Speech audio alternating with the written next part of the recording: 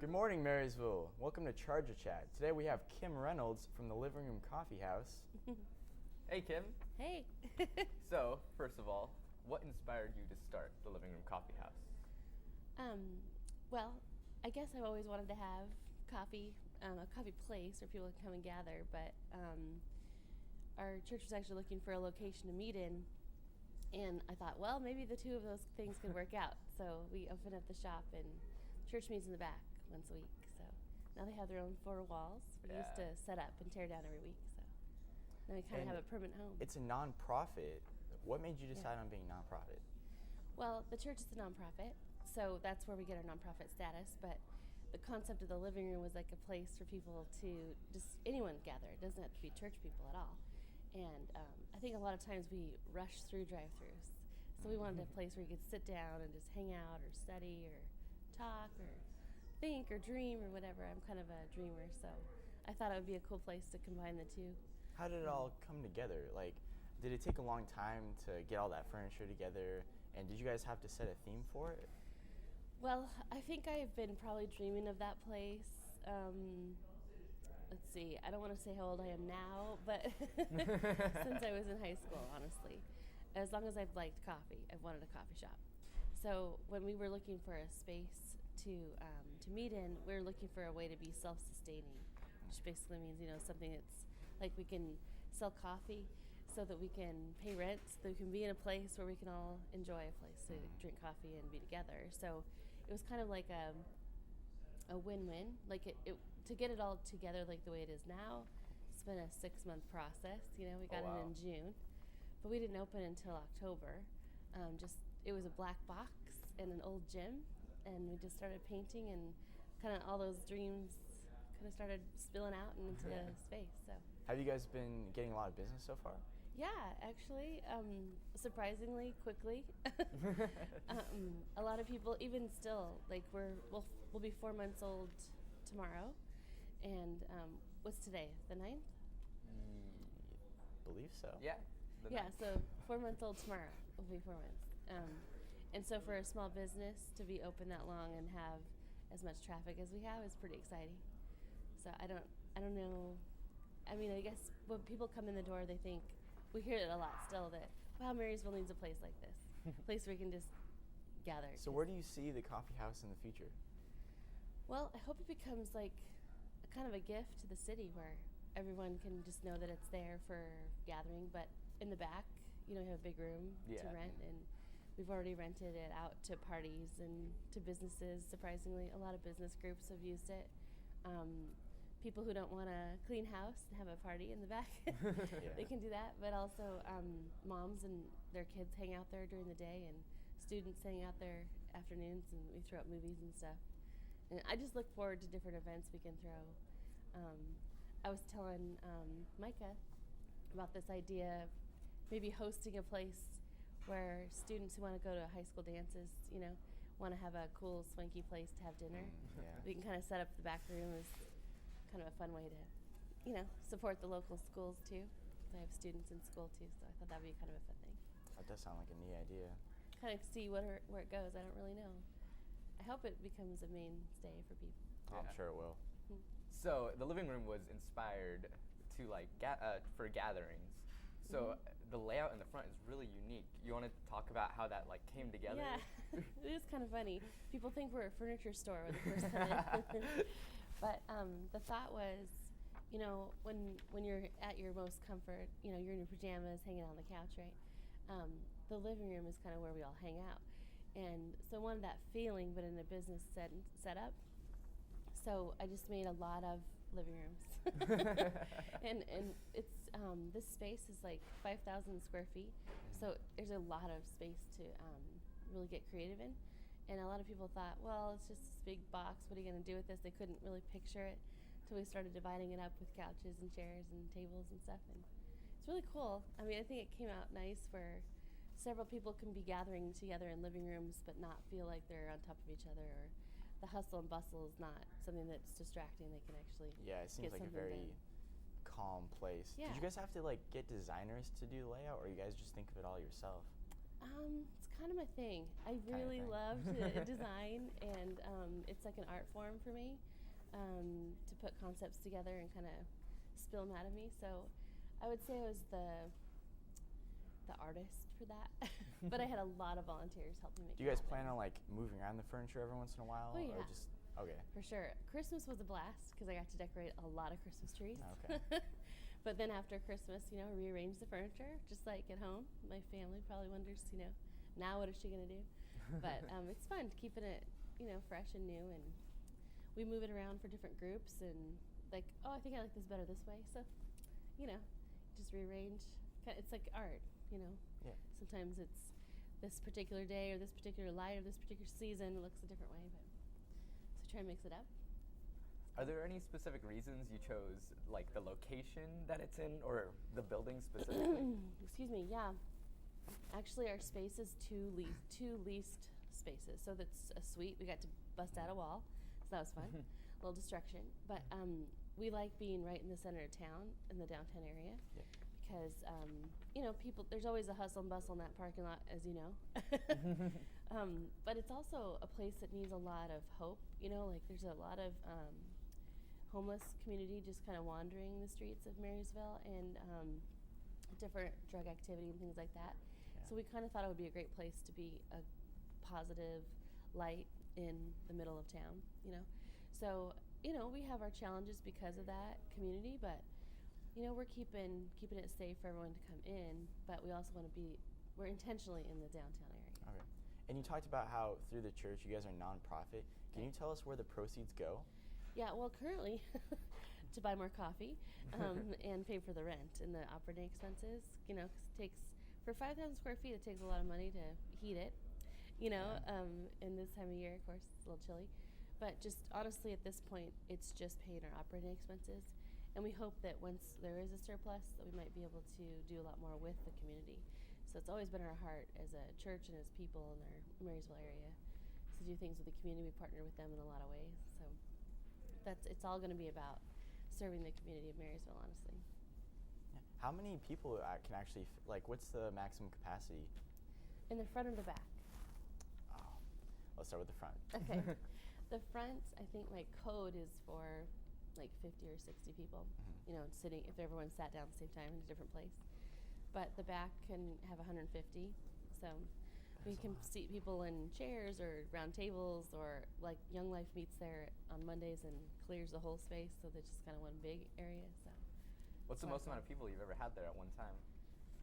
I think our open mic night last time was pretty awesome. We had standing room only and probably broke some fire codes, but don't tell anybody. This isn't live, right? No, I'm just kidding. But it was cool because we had people sitting everywhere and standing for listening to everyone's art and music. Really neat, It's really though. cool. That's cool. Yeah. Yeah, it reminds me, I've been to a few places to watch like local bands play on just Right. open mics. Yeah. Now, the coffee itself, are you guys like a competitor to Starbucks, or is it just mostly like standard coffees, nothing too crazy? That's a good question.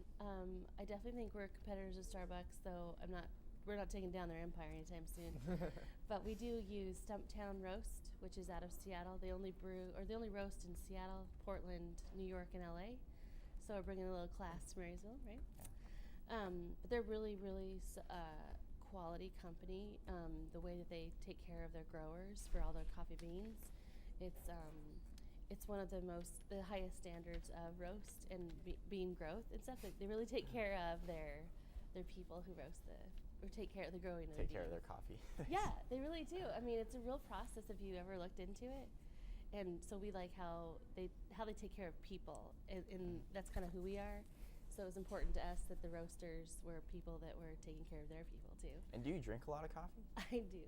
Tell me about your first time drinking coffee. Did you fall in love with it right away? No Because remember way. my first time, I was like, ugh, Yeah. too strong. There's no way I fell in love with it the first time. My mom probably put this much coffee in it and this much cream, and sugar. But it's an acquired taste for sure. Yeah. But yeah, I did not like it first out. Well, speaking of acquiring taste for coffee, we have a segment to show you about trying coffee for the first time. Let's hit it.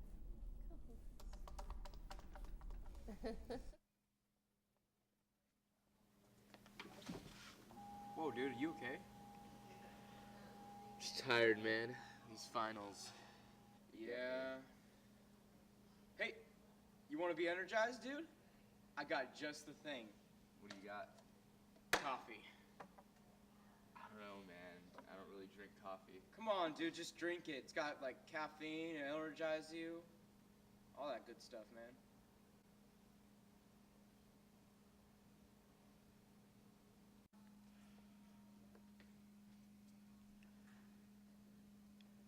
I don't know, man. I don't feel any.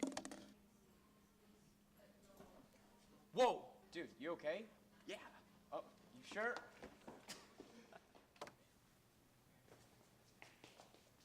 Whoa, dude, what are you doing? Hey. Hey, what are you doing? Studying. Studying? You're studying. I'm not hearing things, am I? Hello? Hello? Done. Help you. Dude, you okay? You're kind of freaking out right now. I think you need to calm down. I feel fine. Are you sure? Yeah, I feel. Oh, he passed out. Much wow. What happened, man? You passed out from a caffeine crash. I feel worse than before. Huh? I got just the thing for you, dude. Check this out, brother. More caffeine for you. That'll keep you awake. I don't really feel any different. Welcome back, Marysville. Now, before we left, we started talking about coffee and different types of coffee. Now, Kim, why don't you explain to us all the types of coffee that you guys give to the public? All right. Well, there's your general drip coffee, which has the highest caffeine count if you're looking for a good your story there. If you need some caffeine, go for the drip. But espresso, of course, that's if you want lattes, mochas, what have you. We have cold drinks too, but we throw coffee in that as well. But the thing that's unique about us too is that we'll do a thing called French press, which is where coffee grounds are more coarse and it steeps in the water, kind of like a tea, and it kind of floats around there, and then you plunge out the water and the grounds together. Very, very good cup of coffee. It's like the same. It's the same as a drip cup of coffee, but it's a lot stronger. It's what most people might refer to as mud, because just more of a rough cup of coffee, but it's really good. But we also do pour overs. So have you ever heard of Chemex coffee, or pour overs in a cup? Like that they steep the coffee in a funnel kind of thing. So it just takes a lot more time to come through the ground, so you get all that goodness before it comes into the bottle. I know, it's like, I'm getting really thirsty. But yeah, we try and experiment with a lot of different coffees, and this spring we're going to launch some more teas too. It's kind of a little different aspect, but there's lots of ways to enjoy a cup of coffee. Do you guys have food at the... We do. We just launched our salads and soups. Sandwiches are soon coming behind, but we do a lot of catering too for groups, so we'll do anything beyond that. But just on a regular basis now, you can start salads and soups. Yeah, I'm excited about that. Food's like an art too, really. Yeah. It's like putting all sorts of different things together. So I love that part of it too. So are you behind the counter a lot, working with the coffee, serving customers? Not as much as I used to. We have a lot of, we're all volunteer run. I don't know if I mentioned that. So the only reason we're in existence is because people volunteer to make coffee for us, including me. So now that we have more volunteers, I've been able to, just get to know people in the community and in the shop, and or I'm cooking or making something, which is my favorite thing to do. So. How many people do you guys typically have volunteering there? There's probably 12 to 15 at this point on a regular basis. So today, I don't have to go into the shop because I have someone from open to close. So Mondays are one of my favorite days because I just get to, hang out, maybe enjoy the shop myself. But it's my only day off is on Mondays. Do you guys have a lot of students working for you guys, like for community service hours? Totally. There's some students who will come in. You get tips. But they won't even take tips because it's a community service thing. So they donate it to different causes, which I think is really cool. But That's pretty neat. it's a great place to get that community service done because we're resetting rooms for different events and we're serving coffee or drinks or whatever for everyone. So What are you guys' regular business hours?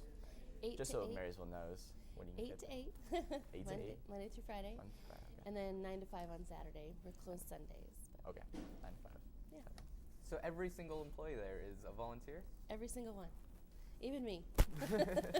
When you guys started it up, how did you get volunteers? Did you guys like put ads in the paper like, hey, you want No. community service hours? It started out with Brandon and myself, you know, and we knew a lot of people who were excited about this project, and so we just trained them as we were Stumptown trained too, and it just kind of has evolved, and it's like for the first time in probably a month after Christmas was really the first time that we've had days off. I mean, it's been a lot of making sure that, you know, we had a few hours off here and there, but not day. We've never had a day off until January. We had but it is volunteer run, which we're excited about because it's a gift for all of us to enjoy. So we want to all kind of participate in making it happen. So what kind of went into that decision to have it be volunteer run? Did that go along with being a nonprofit organization? Partly it's for sustainability. I mean, it costs a lot. One of the main pieces of a business, you know, success is its people. You know, paying for the cost of people is, you know, expensive. Not Minimum just the wage is salary, like but the insurance and all $9.30 that. something now. So. Yeah, minimum wage. A lot of businesses have a hard time making it because of that. So we decided, well, we'll start this way, and you know, if we succeed, there's a way to still be nonprofit and still to stipend people. So we might stipend a few managers eventually for sustainability, but beyond that. Do you guys just plan on volunteer. staying nonprofit forever? I think so. That's the plan at this point. What if you guys get really big? Like really big? Would you ever consider changing your mind? You know, the NFL's a nonprofit, so they're pretty big, and they're still nonprofit. So we could go there. Would you be open to starting like a franchise, like start being more locations? You know, we've been asked that actually. Many people have like, well, you make one over here, make one over there, and actually different places in the country have asked because churches aren't really doing what we're doing. I mean, they have coffee shops in their church, but not necessarily to the public. And so we're getting asked to partner with That could be a cool people, and opportunity, yeah. so like, well, let's just see. I mean, again, I just wanted a coffee shop, and it just has kind of exploded in a cool way. So Did you have any like business experience before the coffee shop? Have you ever run anything before? Yes, not in starting a startup like this. I definitely have an entrepreneurial spirit. So I've started a lot of things, like a preschool from the ground up kind of thing, or different programs I've worked at in colleges that were new programs to the college. So definitely done startups before, but nothing that's like my own baby. So it's like the most exciting and terrifying thing I've ever done. So I'm all in. What's the most difficult part about it? Well, I feel like I carry the burden of it all, you know, like if we don't sell coffee, we don't pay rent. That's a problem. You know? So I think just the burden of knowing that, you know, my name's on the lease and my name's on the line, and, you know, because it's not in the church's name, it's mine. And so that's a scary thing to know that you're responsible fully for something so big. So Now, do you guys usually have like music going on in All your the time. concerts? What kind of genres do you usually play? everything. I mean, seriously, we mix it up all the time, and yeah, we love all music. That's something we celebrate is art and music. So it's something that we always mix it up on what's listening, what's being heard, and if there's a party in the back, we'll totally put whatever they want, you know. Or concerts have come in the back too, so they'll bring their own.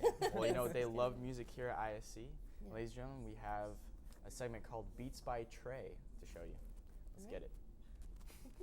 Speaking of getting right down to it, I remember when this school was first formed. All it had was 2 trees and a Oh, this class is so boring. I know, at least we don't have a test. Oh, dang, a test. There's an interesting story. Who had a bunch of sheep on his plantation, and it was a What are sheep you doing? plantation, of course.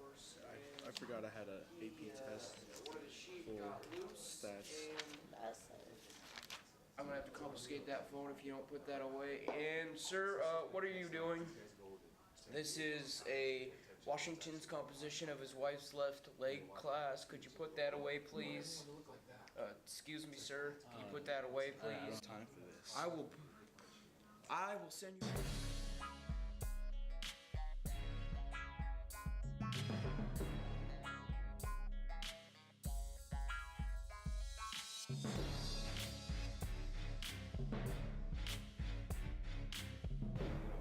Hey, are you listening? I'll have to confiscate these then. Thanks very much. Oh. Ooh. I haven't heard music like this since the 1940s. Oh, baby, this is nice. This is ooh. I feel like a butterfly. Flying through the wind. Ooh.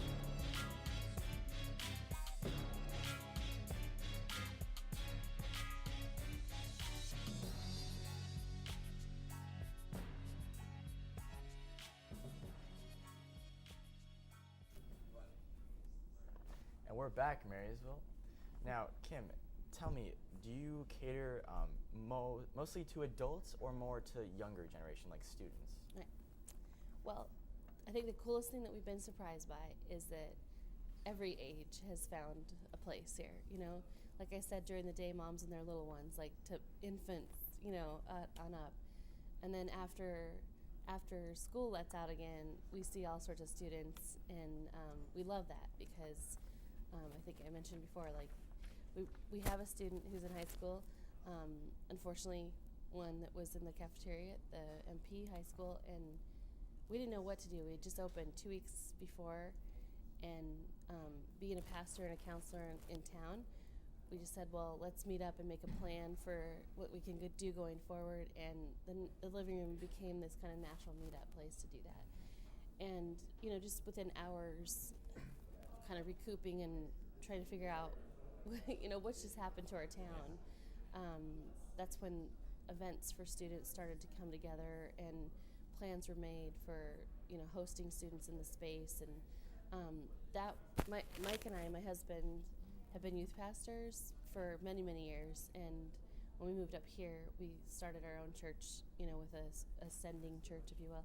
And so we have a heart for students in a big way. And so having them gather there just to kind of heal, to cry, laugh, just be in a safe space was really, really important to us. And so many community people came together in our space to provide a big sound system kind of thing. Not a sound system, but a what's that thing that you show videos with? Yeah, projector. Thank you. It's like charades. Anyway, the community really came together to provide stuff like that, so that students had a safe place away from the media, away from just the world for a little bit. You know, it's kind of like come in and sit down and just be together, and that meant a lot to us. And you know, I think I was telling you on the break that even though we gave away food all week long, breakfast, lunch, and dinner, it was our biggest sales month, so to speak, or sales week that we've ever experienced. I mean, obviously, even in our growth now. So we just really value students, and anytime someone comes into our shop, even if they're from Getchell or Marysville-Pilchuck, I always say, just because our sign says we're praying for MP, we're also praying for Getchell students too, because it's all of our students. You know, we just want them all to have a safe place. So we really value that. You know, having that environment be youth, student, whoever friendly. Yeah, it's very appealing to the younger generation, I think. But how do you? Is that all you guys do for advertising? Like, do you guys ever publicize yourself in any other way? Do you guys do any other advertisements, like newspaper? Not so far. I mean, well, I guess the hometown values. We've done one ad in there just to say, hey, we're open. But most of the time it's word of mouth. People have found us through Facebook posts and things like that. Our Facebook likes have really increased, which is really cool that people have told people. I love to still hear that when someone comes in like, where was this been? You know, like it's still new to people, and I just love that because I just love sharing the space with people. You never know what the day will bring, right? It's like, okay, who can we serve today? You know, so it's really cool. Now you have a small stage inside the Living Room Yes. Coffee House. Have you ever had any local bands come in or anything like that? Yes, we have, and are more scheduled for sure. We have open mic nights, which the next one's the 20th of February. So it's a Friday night, and it's a lot of fun. Our last one, like I said, was standing room only. And so that's local, definitely local artists. But in the back, we have a bigger stage. And so that's a great place for local bands who have a draw of fans to come into. But we hope to use both of those. In fact, the backdrop of our stage up front is a little piece of Marysville. That old, they were tearing down a part in the parks department, and they were going to toss some of these old barn doors. And I asked Jim, like, do you care if I use those? I'm an upcycler extraordinaire, so I totally took those over and didn't, just paint them up, and we put them up on the backdrop of our stage. So it's pretty cool. A little piece of Marysville. Right Cool. there, so yeah. And do you guys typically have like any rock bands, or do you guys just have like the typical acoustic Anyone. singers? We love them all. In one weekend, we had an 8-year-old, a 21-year-old, and a 40-year-old birthday party, and one of the parties brought a band of their own. It was like a rapping group kind of thing, R&B kind of deal. Oh, okay. So it was really fun just to have the different genres there, and there's a Hawaiian group coming soon at the end of the month. I know, it's just so random, but we love it. It's like, because it's all art. It's just different kinds of music. So, but we hope to see more and more of that. Okay. Yeah, So who typically comes in for the open mic nights? it's all over the board. It blows my mind. We have a family that you would sing a little song, like a father and daughter, and then students, and a retired couple came in and sang a song. It was like awesome. It's very cool. It's multi-generational, I think, which is really cool.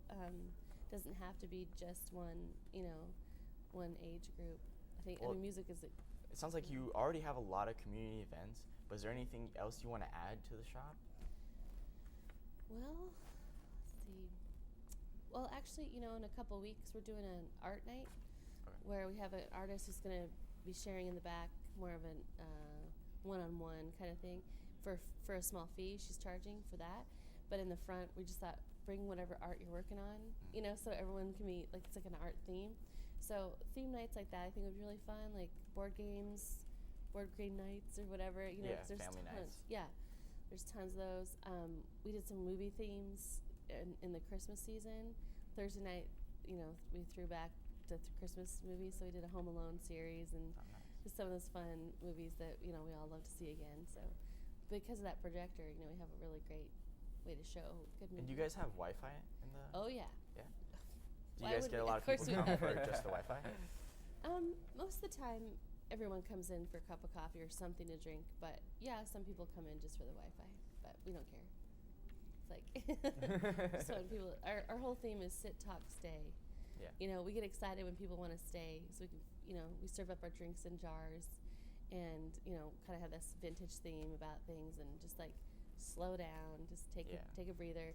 When people have to go, we're like, oh, really? Okay. Here's your to-go cup. So it's cool, though. That sounds really neat, actually. Yeah. Well, Marysville, that's all the time we have today. Kim, is there anything you'd like to say to Marysville on behalf of Living Room Coffee Shop? No, just come and enjoy. Come and have a cup of coffee All with right. us. You heard the lady.